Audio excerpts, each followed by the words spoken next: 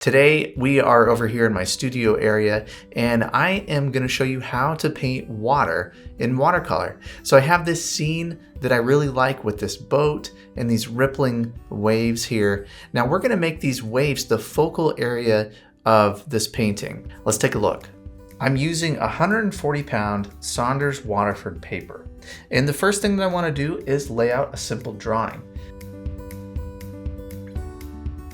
Typically, I paint my sky and all my light values in the same wash. But this scene, we have a special challenge because we have the light area of the water against the light area of the boat, and we need a hard edge to show the difference between the two. So what I'm going to do first is I'm going to tone those areas of my paper, those light areas that I want to be even lighter than the water. And then I want the paper to dry, and then we'll go back in and paint the sky and the rest of the water. Let's just start with a medium round brush. Okay, for that glowing part of the boat, let's use a little bit of raw sienna, and I'm going to start right here with the water. You can see why I wanted to know where those lightest bits were with this pencil mark, because that way it helps me understand what areas I need to cover. Okay, I'm going to get a little more paint, and let's put some rose madder permanent mixed in with that as well. There's a little more value at the bottom of that boat, and right around here where it's reflecting down into the water. It seems to get lighter the further down that it goes. And this will fade a little bit as it dries. And I don't really want hard edges down here, so I'm just gonna soften this with some water as I get away from the main areas here. Mix in a little bit of quinacridone gold, just to give it a little punch of color. So that there is the light color for the light of the boat. Okay, this is dry, and now we're ready to think about the sky and the tone for the water. Now before I do that, I like to pre-wet the back and front of my paper. Now if you have your paper taped down, you can skip this step, but I like having time to work wet into wet. Then I'm going to come to the front of the paper and I'm going to avoid the parts of color that I just laid down. And I'll show you why in a minute here. So the boat, I'm going to kind of go around all of this. I can cover, leave a little gap. The shadow side of the boat, I can get wet. Okay, we are ready to move forward. There's not a whole lot to the sky. Some cerulean, maybe a touch of ultramarine blue. I'm going to do a little bit of raw sienna and a little bit of rose madder permanent. There's kind of a hazy look to that sky, and I don't want it to just be straight blue. All right, just going right up to the boat here. And there's a few highlights on the boat. Now if I go over some of these highlights, that's okay. I can come back in with some gouache later on and get some of those highlights back. It's just kind of flowing down the paper. There's a lot of water on the paper, and that's okay. All right, and this is where I need to be a little careful. I want to paint around the light area of the boat. And on this side, I'll come over here, and the shadow side of the boat is going to be darker, so it's okay if I paint into that part. I like to mix up my color every now and then, so I'm adding in a little bit more cerulean as we get down here to the water. And I'll be painting over the boat again, so I can paint the shadow side of the boat. I don't want to paint over any of the light areas. The light is really the most important part right now. Paint around this and go right up to that light part of the boat. And I'll be going over this boat again one more time. I'm going to take a smaller brush and I'm going to mix up a little bit of cobalt turquoise and in with some of the raw sienna to create this subtle green that's going to be this color in light. And I can go ahead and run that through here. I can put in some of these other colors and just let it fuzz in with the sky wash. It's nice to let these colors merge when you have the opportunity. Okay, now let's think more about this water. More cerulean into the mixture.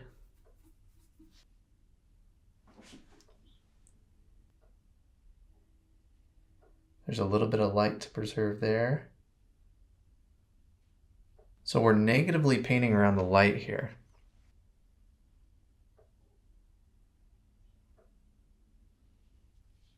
Now we don't want just a straight, perfect line. This reflection is in ripples of the water. We don't need it to be too perfect or too exact.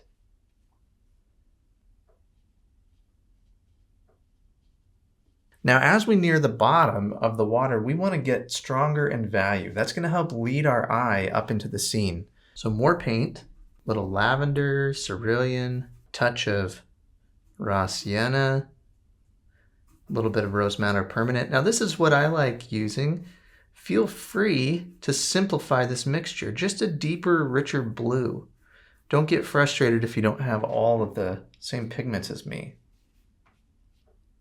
We get way too concerned with what pigments are used when really what matters is how strong it is, the value of it. Okay, I'm gonna add some ultramarine blue, more cerulean. We're gonna really darken this up as we get near the bottom of the painting.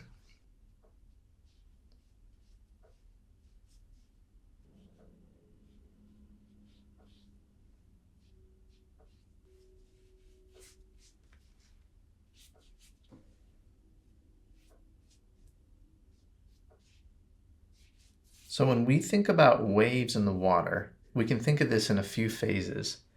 In this first wet into wet wash, we want to get large, see these soft ripples in the water? We want to get that in this phase of the painting. And as they move further into your scene, you want them to be smaller and smaller. And understand that these ripples are going to fade. So they look really dark right now, but they're going to fade as they dry. And then they get smaller as they come up into the scene and closer together.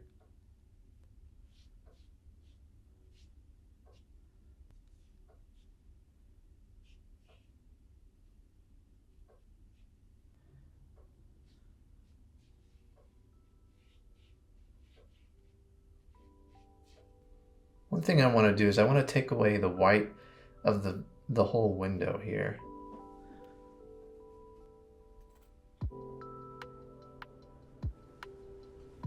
Okay, and at this point we are ready to let this dry.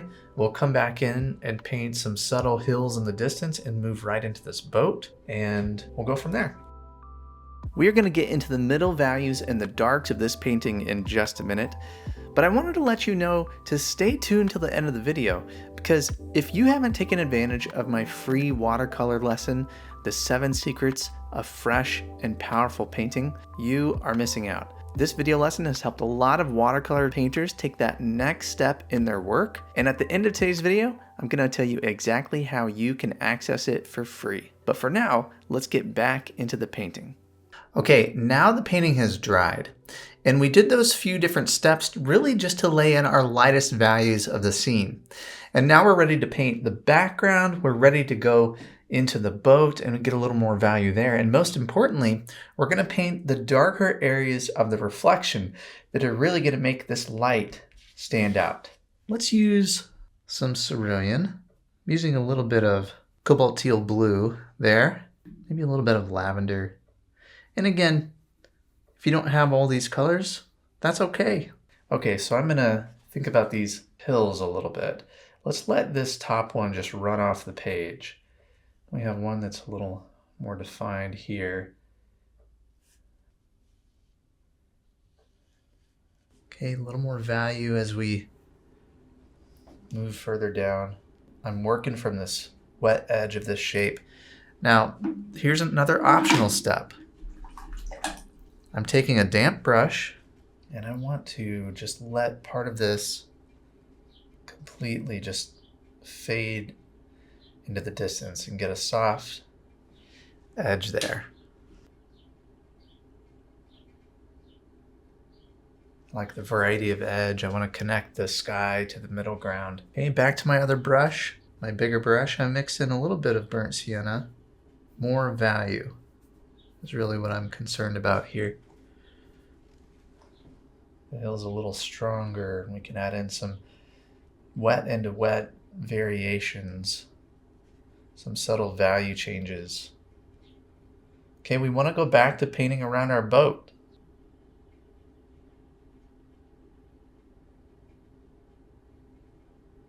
And it's very important to get that distant bottom of the hill as straight as you can.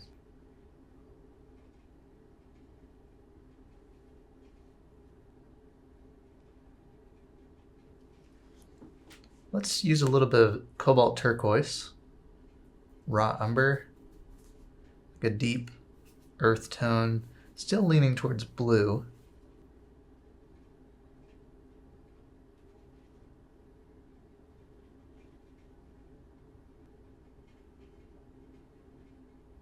You just want to push that light a little more, and we do that by adding some more value.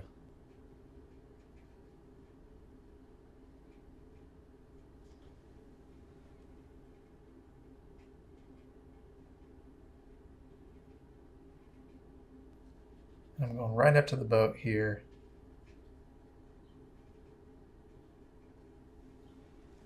All right, and see how nicely that background just helps define the boat.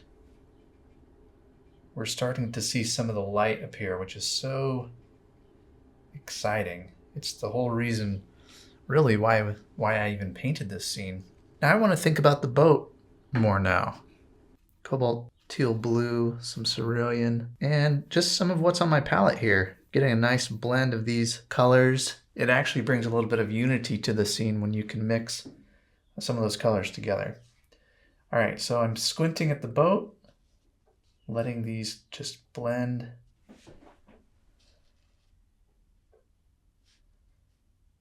There's a little bit here. I'm not gonna be too obsessed with getting all these little things perfect. Really just want to create an impression. There's some blue on a tarp there. And the side of this boat, we'll move right into that. Now we want to go ahead and move into the body of this, and then we're going to get into these reflections. Raw sienna, I'm going to use a little bit of lavender. Cerulean. I'm looking for more of a neutral gray.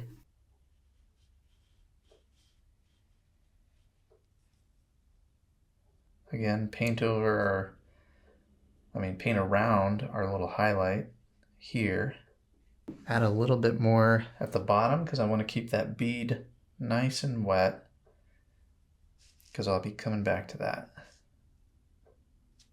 Finding the shadow side of that. So let's mix up some cobalt turquoise, some cerulean, just into this gray mixture that I just made. Now it's important not to overwork these reflections. Again, kind of a neutral gray leaning towards cool. Let's try to not overwork these. And again, think about perspective. Thinner lines in the distance, thicker lines as it gets closer to us. And right now I'm connecting it right into the bottom of this boat.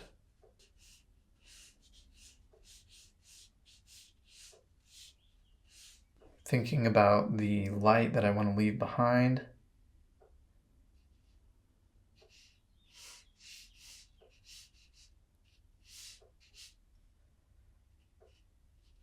Trying to squint and see these reflections as one shape.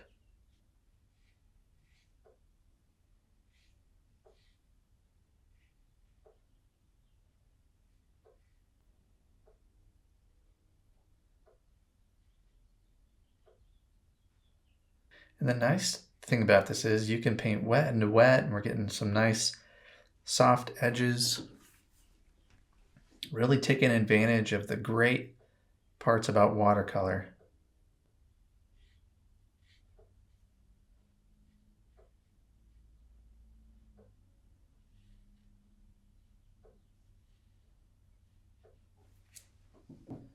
And we're going to go over to the other side now.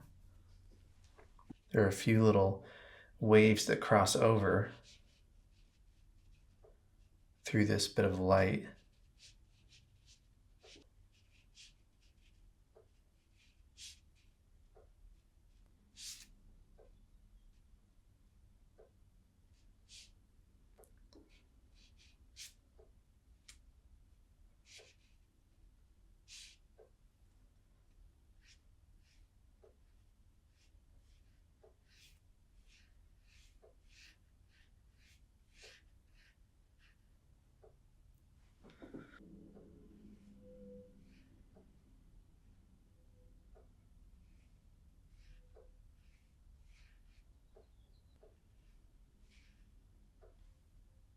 I'm just taking my time, I'm assessing, trying to take a step back on occasion and see what is needed.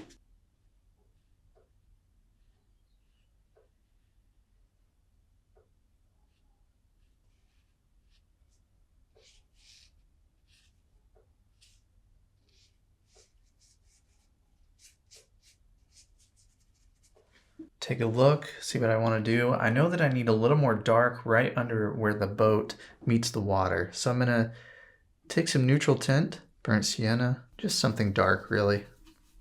Okay, and let's define where that boat touches the water.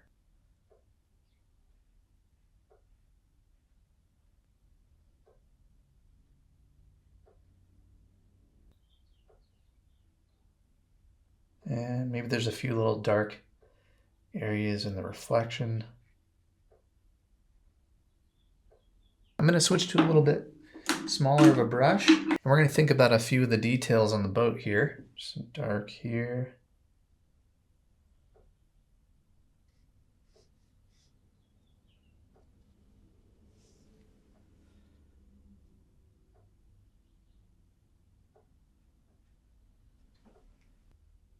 There's a little tarp on the back of the boat. I'm going to add some dark to the underside of that. It's amazing to watch it come together as you essentially paint in reverse. You start with so light and abstract, and then the details kind of start to form and really tell the whole story of the light once you get the details and the darks in near the end.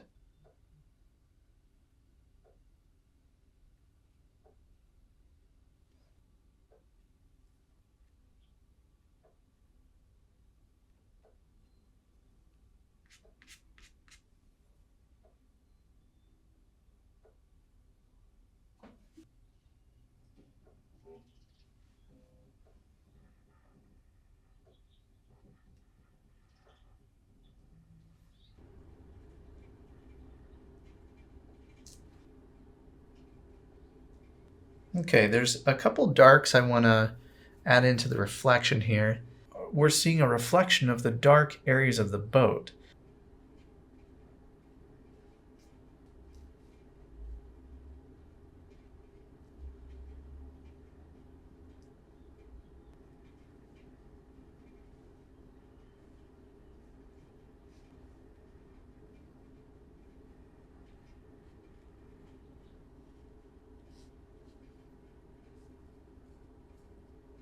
I think a little more value on the shadow side here would be good. This little pole here on the back. Okay, so one thing I always encourage when you're painting is to get your painting about 90% done and then take a step back, maybe come and look at it in a few hours or maybe the next day, and then see if your painting needs anything else to finish it off. And what I noticed about this painting was I needed to push the darks just a little bit more to create some separation between the boat and the background. So that's what I did. I added a little more darks here and just touched up the darks slightly. Another thing I wanted to do just for fun was to add in a few birds flying. And that also helps with the illusion of distance. So this suggestion of a bird in front of a really soft background helps to enhance that feeling of distance.